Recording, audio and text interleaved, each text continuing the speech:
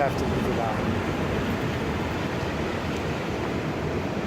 Now, as you saw in that last clip, I was waiting for a friend that simply just never showed up. He wasn't ready to hang out, and so he might have done some things and just ended up canceling whatever and didn't tell me. It reminds me of a time in my past when I was going to middle school. And when I was going to middle school, I was living with my grandfather. And there were times when I would wake up late and I would end up missing my ride to school. And that caused me to miss a whole day of school. The bus driver would just simply leave without me, plain and simple. So this reminds me of Jesus. He said that he is coming and he's going to come back quickly. He said that in Revelation chapter 22, verse 12. Now, it is important that we are ready to go home with him.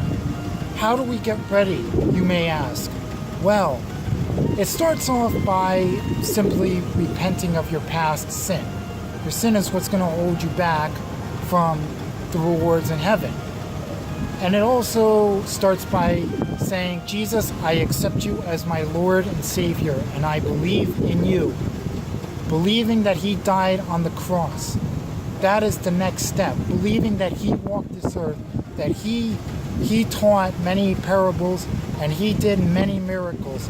Believing all of that, that's also what's going to allow us to be ready. And also just simply saying, I accept you as Lord and Savior. I mean, it's really simple. And then just simply start obeying God's word.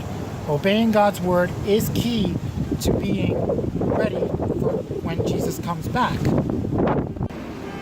Thanks again for watching this video, and also comment below on what you learned in church last week. Also like, share, and subscribe to this channel as well. Like this video, share this video with all your lost friends, share this channel with all your lost friends. Once again, thanks again for watching, and have a blessed day.